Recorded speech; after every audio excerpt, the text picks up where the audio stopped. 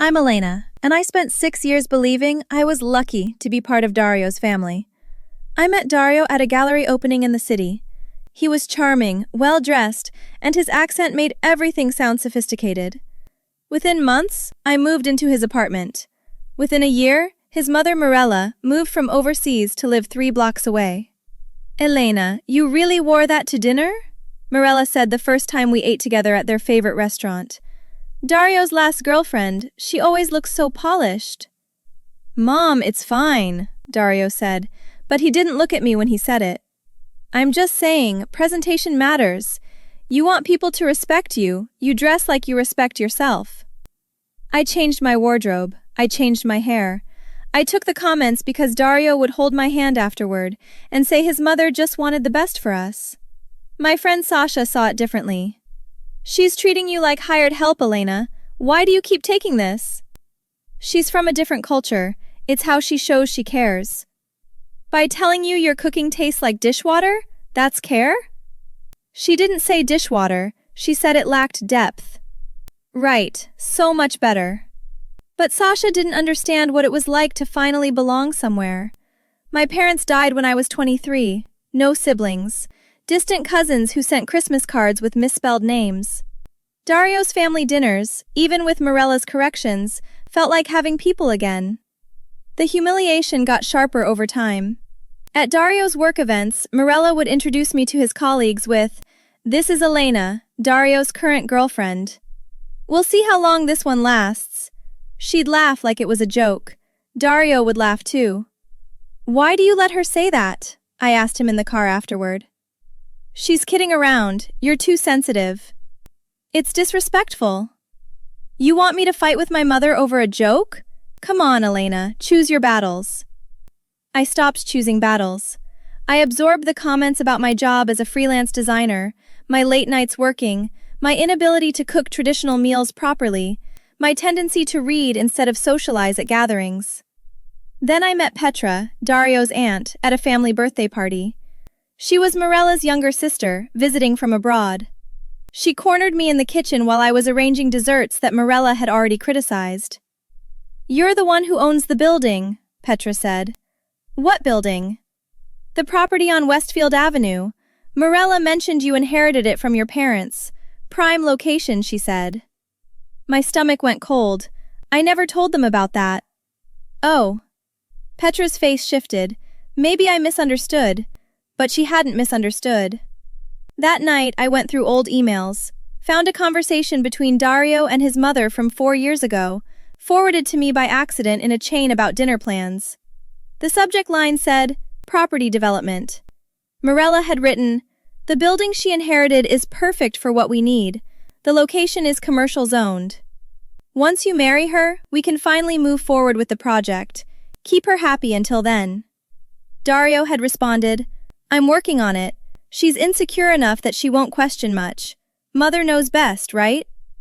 I read it 7 times before my hand stopped shaking. The building they were talking about was a 3-story property my parents had bought in the 90s. It sat on a corner lot in a neighborhood that had gentrified significantly.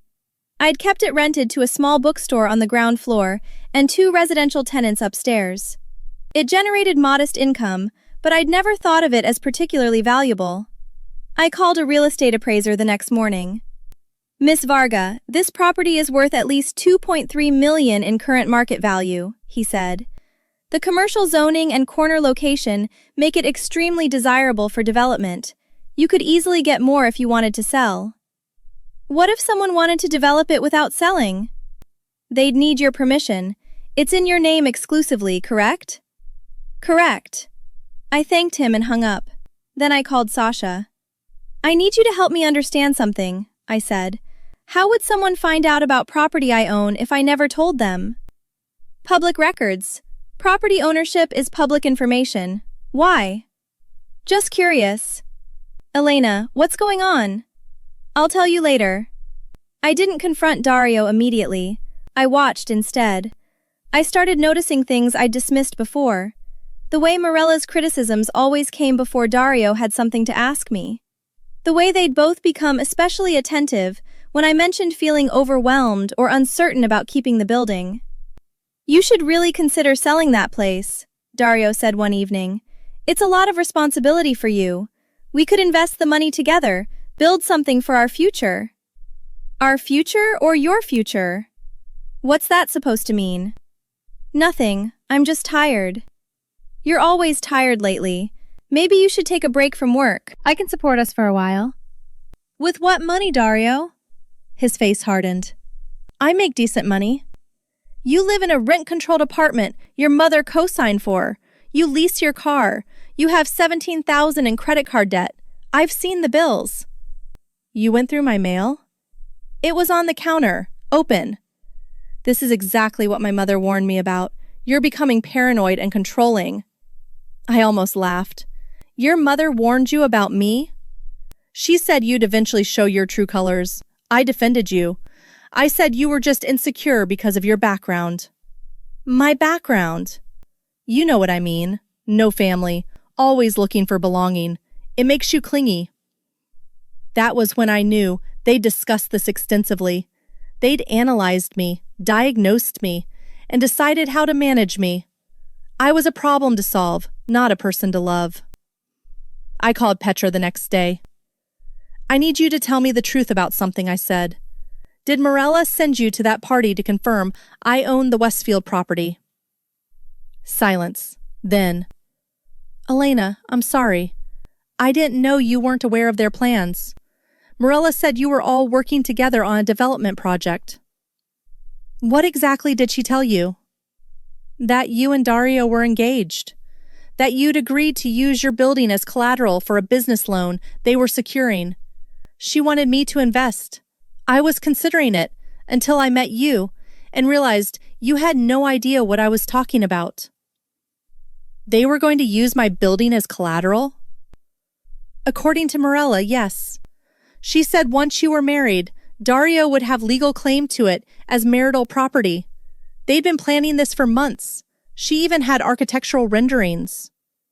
For what? A boutique hotel, very upscale. She showed me the plans.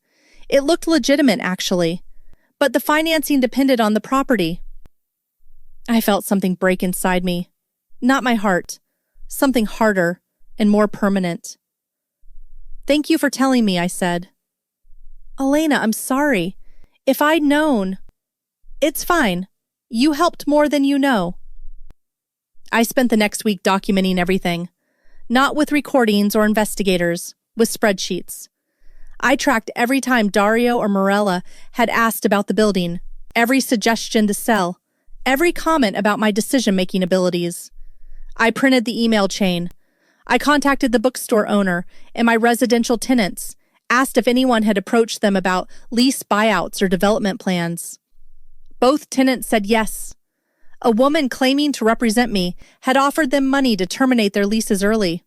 They'd refused and emailed me about it, but those emails had gone to an old address I rarely checked. The woman's name was Mirella Kovac.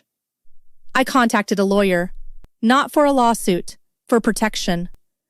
He helped me put the building in an irrevocable trust with me as the sole beneficiary and trustee. No one could touch it now, marriage or otherwise. Then I invited Morella and Dario to dinner at my apartment. The one I'd been paying for entirely, I realized. Dario's contributions had always been temporary gaps due to business investments that never materialized. Morella arrived first, already critiquing my table settings. Elena, these napkins are paper. We're not at a picnic. They'll do for tonight. Dario arrived 10 minutes later. What's the occasion? You never host. I wanted to talk about our future, I said. All of our futures. Morella smiled. Finally. Dario, did you bring the engagement ring? I interrupted. Is that what you were going to say? They both froze. Because I found something interesting this week, I continued. I found emails, plans, architectural renderings for a hotel that was going to be built on property I own. Property I never agreed to develop. Dario's face went pale. Elena, let me explain. Explain what? That you've spent 6 years pretending to love me while planning to steal my building? That your mother's been humiliating me to keep me insecure and compliant? That you called me clingy and paranoid to gaslight me when I started noticing things? Morella stood up. You're being hysterical. We were trying to help you. That building is wasted on you. You rent it to a bookstore, for goodness sake. We could have made it profitable. Profitable for you.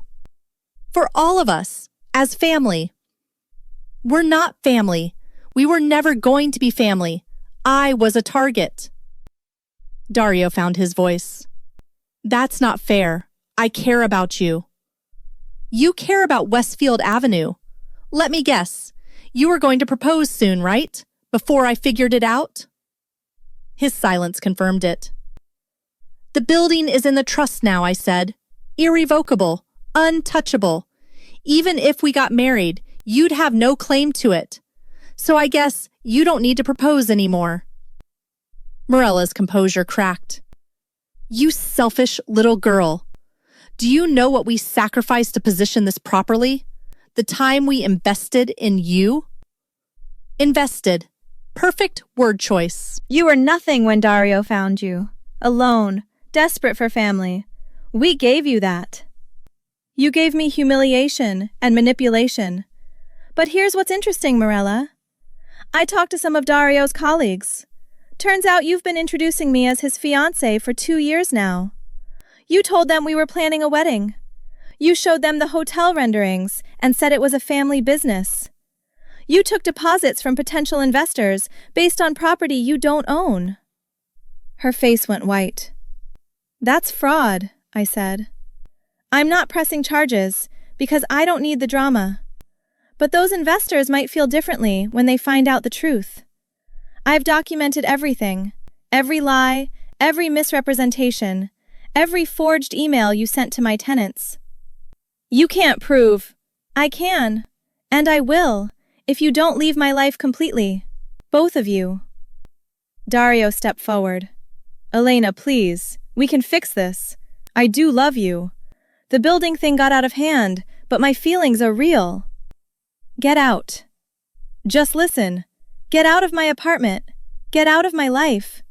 If either of you contact me again, I send everything to the investors, to your employer, and to anyone else who might care that you're con artists. Morella grabbed her purse. You'll regret this. You're alone again. No family. No one who cares about you. You'll realize what you lost. I lost nothing I actually had. But you lost $2.3 million and whatever credibility you had left. Who's really unwanted now? They left. Dario turned back once, mouth open, but I closed the door before he could speak. Sasha came over an hour later. I'd texted her the short version. Holy hell, she said. Are you okay? I'm better than okay. I'm free. What are you going to do with the building? Keep it exactly as it is. The bookstore stays. The tenants stay. Maybe I'll open a design studio on the second floor. Use it for something real instead of letting it be leverage for someone else's scam. They're going to badmouth you everywhere. Let them. Anyone who believes them over facts isn't worth my time. She hugged me. You know what the craziest part is? They really thought you were unwanted, like you were lucky they chose you. They never chose me. They chose my property. I was just attached to it. 3 months later, I heard through mutual acquaintances that Morella had returned overseas. The investors she'd misled had demanded their deposits back. Dario had to sell his car to help cover it. He moved back in with a cousin, lost his job after the scandal reached his workplace. Last I heard, he was working retail and avoiding social events. I ran into Petra at a coffee shop last week. She apologized again, then asked if I'd ever consider selling the building. My brother-in-law has a legitimate development company, she said. No family strings, just a fair offer if you're interested. I'm not. Even for $4 million? Even for $40 million. That building is mine. It stays mine. Not because of what it's worth, but because it's the only thing I have left from my parents. And I'll never let someone make me feel like I don't deserve to keep it." She nodded. "I understand. For what it's worth, Morella underestimated you completely." "Most people do. That's their mistake, not mine." I'm sitting in my design studio now, second floor of the building, windows overlooking the intersection where my parents used to walk me to school. The bookstore downstairs just renewed their lease. The tenants upstairs sent me cookies for the holidays. I built something here. Not a hotel, not an investment, a life that's actually mine. But here's what I keep wondering. If someone's entire relationship with you is based on what you own rather than who you are, at what point does love become indistinguishable from theft?